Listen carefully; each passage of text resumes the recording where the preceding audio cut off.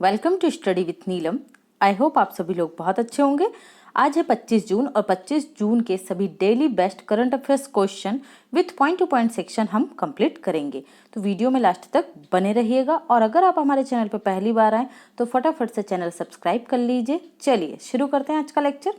पहला क्वेश्चन है हमारा, हाल ही में चर्चा में रहा वाटर फॉर वाटर फॉर्मूला समझौता किन राज्यों के मध्य हुआ है? तो यहाँ हमारा राइट आंसर होगा, right answer is D, Maharashtra और कर्नाटक। क्या है इस समझौते को, चलिए समझते हैं। सूखे से निपटने के लिए, याद रखिएगा क्यों किया गया ये समझौता, सूखे से निपटने के लिए कर्नाटक और महाराष्ट्र के मध्य वाटर फॉर वाटर समझौता हुआ है। इसके तहत महाराष्ट्र गर्मियों में ग्रीष्मकाल में 4000 मिलियन क्यूबिक फीट पानी कर्नाटक को देगा। किसमें? ग्रीष्मकाल में। जबकि कर्नाटक इतना ही पानी अलमाटी बांध, आपने सुना होगा अलमाटी बांध किस राज्य में है? तो ये है आपके कर्नाटक राज्य में। ओके, याद रखना, स्टैटिक्स जीके का बहुत ही ज्यादा पूछा जाने वाला क्वेश्चन है। अलमाटी बांध से महाराष्ट्र को देगा, ओके, जिससे सूखे से निपटने में दोनों राज्यों को मदद मिलेगी और महाराष्ट्र में जल आपूर्ति सुनिश्चित होगी। ओके, पीने के जो पानी है उसकी कमी महाराष्ट्र में होती है, तो वो इस समझौते के माध्यम से दोनों राज्यों को मदद मिलेगी। क्लियर है? नेक्स्ट क्वेश्चन देखते हैं। हाल ही में देश का 52वां टाइगर रिजर्व निम्न में से किसे बनाया गया है? तो यहाँ हमारा राइट आंसर होगा सी, रामगढ़ विषधारी नेशनल पार्क बना है देश का 52वां टाइगर रिजर्व।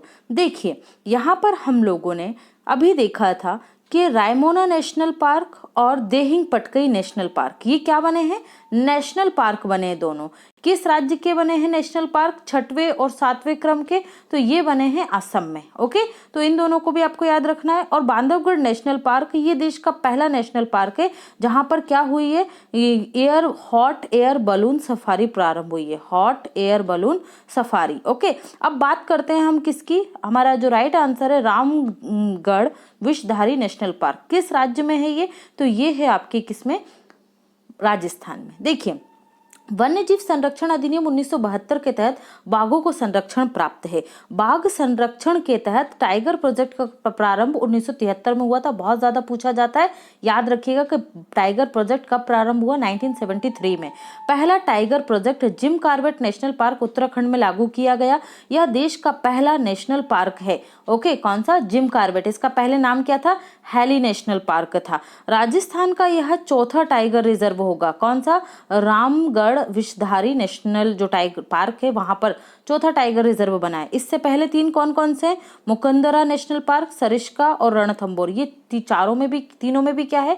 टाइगर प्रोजेक्ट है। और चौथा कौन सा बन गया है? रामगढ़ विषधारी नेशनल पार्क, जो यह बन गया है टाइगर प्रोजेक्ट के अंतर्गत। ओके, और देश का कौन सा बना है टोटल? तो ये 52वां बना है। 52वां ये बन गया है। तो देश का 51वां टाइगर रिजर्व कौन सा है? 51वां है सिरु मेघमलाई, ये है आपके तमिलनाडु का। कहाँ का है? तमिलनाडु का। ओके, तो ये भी आप याद रखेंगे। बाघ जनगणना हुई थी 2018 में, बाघों की जो गणना थी उसमें 2018 के तहत मध्य प्रदेश में सर्वाधिक 526 टाइगर हैं। ओके, और जो कर्नाटक है इसमें 524 हैं। तो टाइगर स्टेट किसे कहा जाता है? मध्य प्रदेश को कहा जाता है। और टाइगर डे कब मनाते हैं? ठीक है, नेशनल इंटरनेशनल टाइगर डे, तो ये मनाया जाता है 29 जुलाई को। कब मनाते हैं? 29 जुलाई को। और लॉयन डे कब मनाते हैं? तो लॉयन डे मनाया जाता है 10 अगस्त को, 10 अगस्त को। ओके, तो ये सभी इंपॉर्टेंट पॉइंट है, याद रखेंगे आप। नेक्स्ट देखते हैं। हाल ही में इनोवेशन सम्मेलन में स्माइल पहल की सराहना की गई। यह निम्न में से किस राज्य सरकार द्वारा प्रारंभ की गई थी? तो यहाँ हमारा राइट आंसर होगा बी, राजस्थान सरकार के द्वारा स्माइल प्रोग्राम प्रारंभ किया गया था। इस social media interface for learning engagement, इसका फुल फॉर्म है किसका? स्माइल का। और इसका उद्देश्य था कोविड-19 महामारी में बच्चों को स्कूली शिक्षा से जोड़े रखना। स्माइल अर्थात social media interface for learning engagement पहल महामारी के दौरान शिक्षा के क्षेत्र में राजस्थान सरकार की एक डिजिटल पहल थी, जिसका उद्देश्य विद्यार्थियों को प्रौद्योगिकी से जोड़ना है। इसका प्रारंभ अप्रैल 2020 में किया गया था। सोशल मीडिया प्लेटफॉर्म की सहायता से विद्यार्थियों को डिजिटल रीडिंग मटीरियल और होमवर्क दिया जाता है और ई कक्षाएं भी आयोजित की जाती हैं। ओके, याद रखिएगा, राजस्थान सरकार। हाल ही में किस राज्य के खेल मंत्री के द्वारा अपने निर्वाचन क्षेत्र के सबसे अधिक बच्चों वाले जीवित माता पिता को 1 लाख रुपए का नगद इनाम देने की घोषणा की गई है? तो यहाँ हमारा राइट आंसर होगा बी, मिजोरम। कहाँ पर की गई है? मिजोरम में की गई है। मिजोरम के खेल मंत्री रॉबर्ट रोमावी रोयते ने अपने विधानसभा क्षेत्र आइजोल ईस्ट में सबसे अधिक बच्चों वाले जीवित माता पिता को 1 लाख नगद इनाम देने की घोषणा की है। इसका उद्देश्य क्या है? तो इसका उद्देश्य है आइजोल ईस्ट विधानसभा क्षेत्र में जनसंख्या को बढ़ावा देना, क्योंकि इसमें क्या हो रही है? गिरावट दर्ज की जा रही है। तो इसी को बढ़ावा देने के लिए ये घोषणा की गई है मिजोरम के खेल मंत्री के द्वारा। नेक्स्ट देखते हैं, हाल ही में निम्न में से किस राज्य में महिलाओं और अन्य समुदाय के लोगों को मंदिर के पुरोहित के रूप में नियुक्त करने का प्रस्ताव लाया गया है? ओके, तो यहाँ राइट आंसर होगा तमिलनाडु। तमिलनाडु सरकार के द्वारा ये प्रस्ताव लाया गया है। इसका उद्देश्य क्या है देखते हैं। यह प्रस्ताव तमिलनाडु सरकार के द्वारा लाया गया। यह हिंदू धार्मिक और धर्मार्थ दान विभाग द्वारा की जाएगी। ठीक है, ये जो नियुक्ति होगी किसके द्वारा होगी? हिंदू धार्मिक और धर्मार्थ दान विभाग तमिलनाडु में इसके द्वारा की जाएगी। इस प्रस्ताव में मंदिर प्रशासन में पारदर्शिता लाने के लिए सूचना प्रौद्योगिकी का सहारा भी लिया जाएगा। इससे धार्मिक कार्य को बड़े सामाजिक इंजीनियरिंग कार्यक्रम के रूप में विकसित किया जाएगा। इसका उद्देश्य पुरोहितों के रूप में सभी को समान अवसर प्रदान करना है। किसने किया है? तमिलनाडु सरकार ने, याद रखिएगा। नेक्स्ट है, हाल ही में निम्न में से किस राज्य या केंद्र शासित प्रदेश के कोविड-19 टीकाकरण के महाअभियान को रिकॉर्ड टीकाकरण के बाद वर्ल्ड बुक ऑफ रिकॉर्ड में दर्ज किया गया है? तो राइट आंसर होगा यहाँ पर हमारा ए, मध्य प्रदेश। 21 जून को जो टीकाकरण अभियान प्रारंभ हुआ उसमें 21 जून को मध्य प्रदेश सरकार द्वारा यह उपलब्धि हासिल की गई है। मध्य प्रदेश में कोविड-19 टीकाकरण के महाअभियान में एक दिन में 16,91,967 लोगों को वैक्सीन डोज लगाने का रिकॉर्ड बनाया गया है। इससे वर्ल्ड बुक ऑफ रिकॉर्ड में शामिल किया गया। इसकी पुष्टि भारत के वर्ल्ड बुक ऑफ रिकॉर्ड के प्रेसिडेंट जो हैं, अध्यक्ष हैं, श्री संतोष शुक्ला ने की है। ओके, याद रखिएगा। संत कबीर जयंती 2021 कब मनाई गई? तो यहाँ राइट आंसर होगा कब मनाई गई? डी, 24 जून को मनाई गई संत कबीर की जयंती। संत कबीर दास की जयंती 24 जून 2021 को मनाई गई। उनकी जयंती ज्येष्ठ पूर्णिमा को मनाई जाती है। ठीक है, ज्येष्ठ पूर्णिमा की जो तिथि आती है उसको मनाई जाती है। संत कबीर को भारतीय कवि, संत और समाज सुधारक के रूप में जाना जाता है। यह अपने दोहे के लिए बहुत ज्यादा प्रसिद्ध हैं।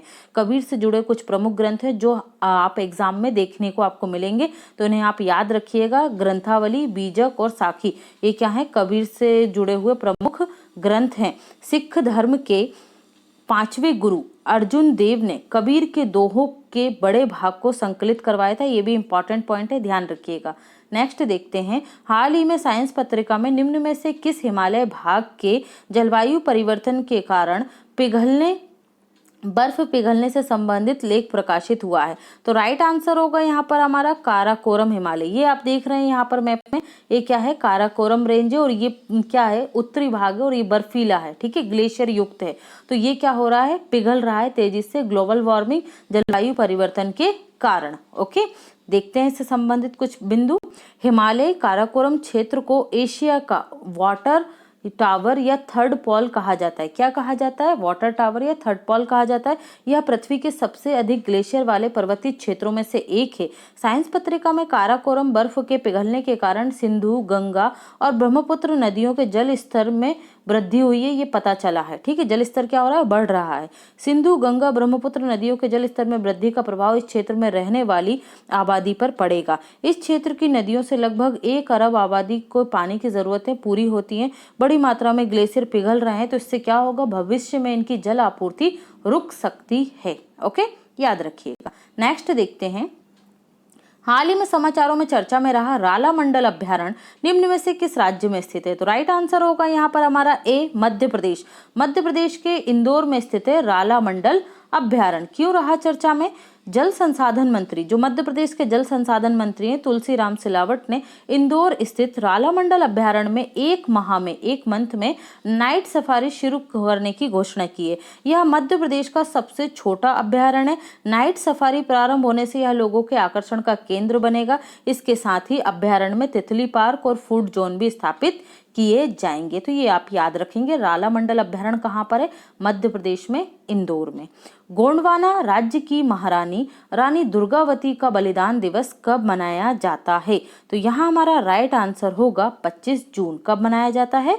24 जून। कब मनाया जाता है? 24 जून को मनाया जाता है। ओके, तो ये था आज का हमारा daily current affairs question form में, एमसीक्यूज फॉर्म में।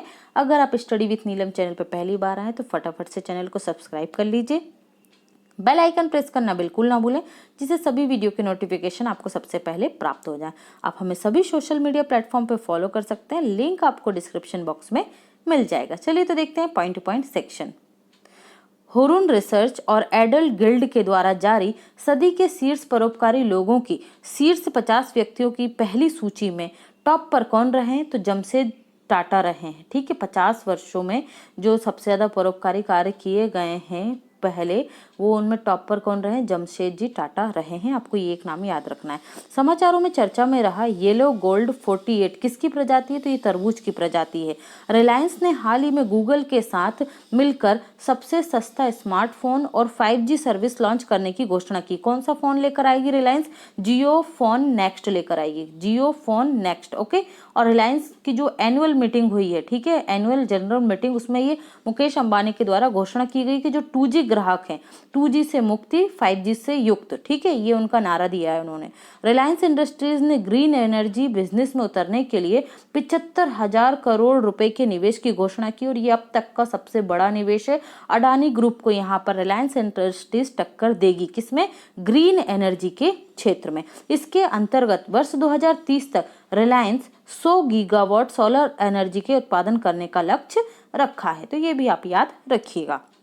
दिल्ली खेल विश्वविद्यालय की पहली कुलपति कौन बन गई है? मोस्ट इंपॉर्टेंट क्वेश्चन है। कर्णम मल्लेश्वरी बनी है। ओलंपिक में वेट लिफ्टिंग में मेडल जीतने वाली यह पहली भारतीय महिला है। कब जीता था इन्होंने मेडल? तो सिडनी ओलंपिक 2000 में इन्होंने ब्रॉन्ज मेडल जीता था। कर्णम मल्लेश्वरी। नेक्स्ट देखते हैं, हाल ही में विश्व स्वास्थ्य संगठन की रिपोर्ट क्या आई है? विश्व 2019 में विश्व भर में, ये घर हो गया भर है, आत्महत्या के अनुसार, ठीक है, ये रिपोर्ट है कि 2019 में विश्व भर में आत्महत्या के अनुसार 15 से लेकर 29 आयु वर्ग के ये युवा हैं, उनमें मृत्यु का चौथा सबसे प्रमुख कारण क्या है? आत्महत्या है। मतलब लोगों की मृत्यु किस किस कारण से होती है? तो चौथा बड़ा कारण क्या है? आत्महत्या। और सबसे बड़े 3 कारण कौन से हैं आत्महत्या से पहले?